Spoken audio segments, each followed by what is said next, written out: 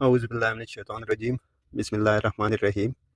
پس منظر: جنرل یحییٰ خان نے 1970 میں جو انتخابات کرائے تھے، اس میں دو سیاسی پارٹیاں واضح طور پر سامنے آئے۔ مشرقی پاکستان میں عوامی لیگ نے واضح اکثریت حاصل کی اور مغربی پاکستان میں پیپلز پارٹی نے، لیکن دونوں پارٹیوں میں اختلافات پیدا ہو گئے اور دسمبر 1971 کو مشرقی پاکستان علیحدہ ہوا۔ اس کے بعد جنرل یحییٰ خان اپنے عہدے سے مستعفی ہوئے اور حکومت کی باغ دوڑ پیپلز پارٹی کے سربراہ ذوالفقار علی بھٹو کے حوالے کی۔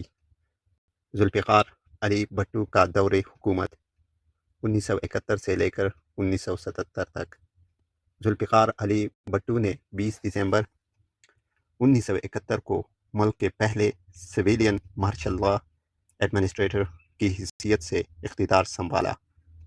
20 اپریل 1972 تک ملک میں مارشل لا نافذ رہا۔ ذوالفقار علی بھٹو نے نہایت ہی نازک وقت میں اقتدار سنبھالا تھا۔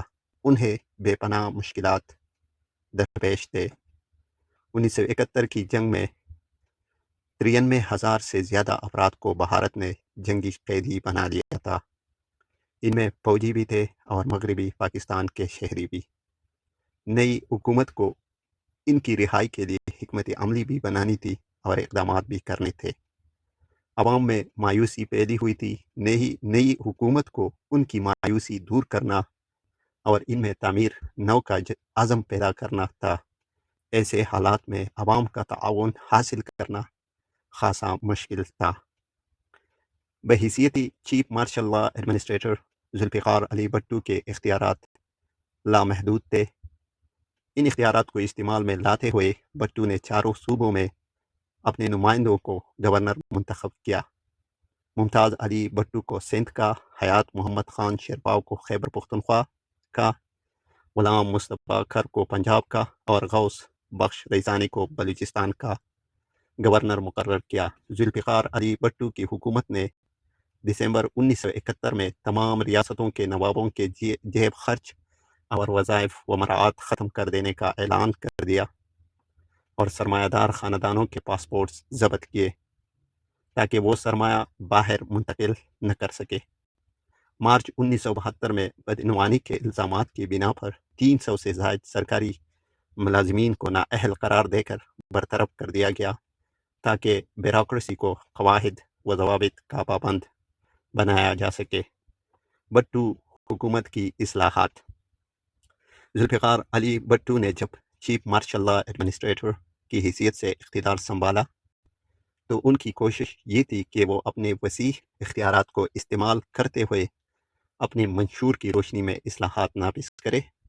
جب وہ وزیر اعظم بن گئے تو انہوں نے مندرجہ ذیل اصلاحات نافذ کیے: معاشی اصلاحات، لیبر اصلاحات، صنعتی اصلاحات، بیمہ زندگی اور بینک، تعلیمی اصلاحات، زرعی اصلاحات۔ معاشی اصلاحات: ذوالفقار علی بھٹو نے پیپلز پارٹی کے منشور کے مطابق معاشی اصلاحات نافذ کیے۔ عوام کو اشیائے ضرورت کی قیمتوں میں رعایت، سبسڈی دی۔ کاشتکاروں کو کھاد، بیج اور ٹریکٹر رعایتی نرخوں پر فراہم کیے۔ کاشتکاروں سے فصل خریدنے پر امدادی قیمت دی گئی۔ ملازمین کی تنخواہوں اور مراعات پر نظر ثانی کی۔ ملازمین کے بے شمار اسکیلوں میں یکسانیت پیدا کر کے 22 اسکیل کر دیے گئے۔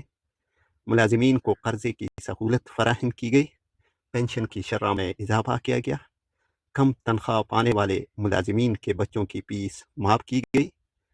ملازمین کی تفریحی سہولتوں میں بھی اضافہ کر دیا گیا۔ فوت ہو جانے والے پنشنر کی بیوہ کو پینشن کی سہولت دی گئی۔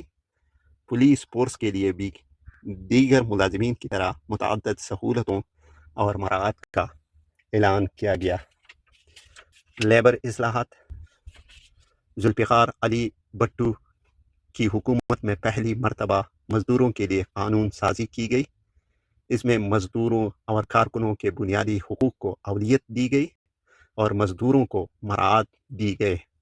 سرمایہ داروں کے ہاتھوں مزدوروں کے استحصال کو روکنے کی کوشش کی گئی۔ मज़दूरों को मेडिकल की सहूलत और ज़ख्मी होने पर मुआवजा दिया गया। मज़दूरों के लिए बोनस की अदायगी लाजमी करार दी गई। ओवर टाइम की सहूलत दी गई। मज़दूर तहरीक और ट्रेड यूनियन के निज़ाम को भी ज़्यादा तहफ़्फ़ुज़ दिया गया। मज़दूरों के लिए बुढ़ापे की पेंशन और इज्तिमाई बीमा लाजमी करार दिया गया। बिलावजह नौकरी से बर्खास्त करने पर पाबंदी लगा दी गई। मज़दूरों के बच्चों को तालीम की सहूलियात फराहम करने पर जोर दिया गया।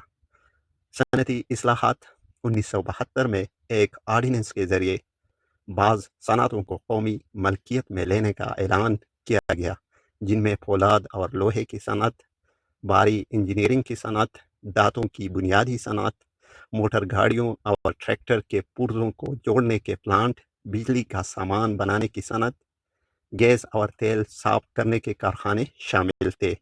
इस तरह इन सनतों से मुताल्लिक 20 बड़े बड़े कारखाने सरकारी इंतज़ाम में दिए गए। 16 जनवरी 1972 को मज़ीद 11 सनती इदारों को सरकारी कंट्रोल में ले लिया गया। इस कौमियाने नेशनलाइजेशन की पॉलिसी के तहत गैर मुल्की सरमाया को तहफ़्फ़ुज़ दिया गया और वो इदारे जो गैर मुल्की सरमाया से चल रहे थे सरकारी तहवील में नहीं लिए गए। सनती इस्लाहात का ये नतीजा निकला कि मुल्क की मईशत पर हुकूमत की गिरफ्त ज़्यादा मजबूत हो गई, लेकिन सरमायादारों को चूँकि तहफ़्फ़ुज़ हासिल नहीं रहा था, इसलिए निजी शोबा में सरमायाकारी की रफ्तार कम हो गई। एसिलोज़ बैस क्वेश्चन, नेशनलाइजेशन की पॉलिसी के तहत किस सरमाया को तहफ़्फ़ुज़ दिया गया?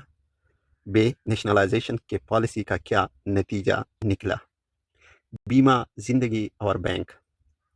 बीमा ज़िंदगी का कारोबार करने वाली तमाम कंपनियों को 19 मार्च 1972 को कौमी मलकियत में लिया गया और इन तमाम को मिलाकर नवंबर 1972 में स्टेट लाइफ इंश्योरेंस कॉरपोरेशन कायम कर दी गई।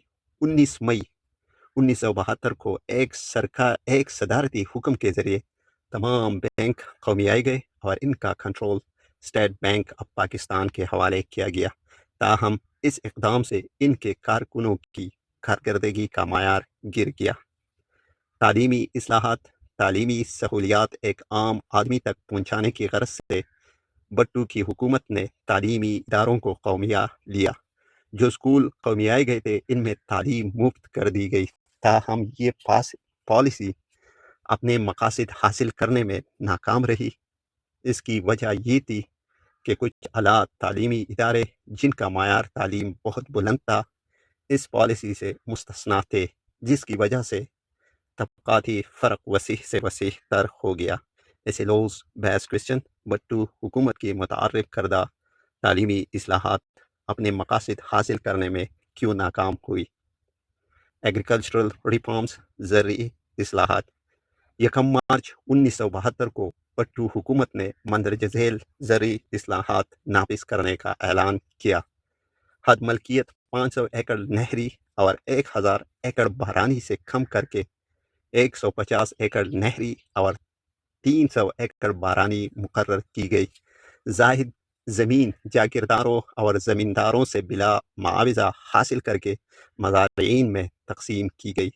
मज़ारिईन की बेदखली पर पाबंदी लगा दी गई और अब सिर्फ बटाई का हिस्सा अदा न करने, लगान अदा न करने या ज़री ज़रूरियात को पूरा न करने की सूरत में बेदखली मुमकिन थी। मज़ारिईन को ज़मीन की फ़रोख्त की सूरत में हक़ शुफ़ा दे दिया गया। बीज मुहैया करना, लगान और अबियाना की अदायगी मालकान के ज़म्मा करार पाई। 1977 के इंतखाबात से पहले 5 जनवरी 1977 को भट्टू ने दूसरी ज़रई इस्लाहात का ऐलान किया, ताहम इन इस्लाहात को अमली जामा न पहनाया जा सका। एसिलोज़ बैस क्वेश्चन, भट्टू दौर के 4 ज़रई इस्लाहात लिखिए।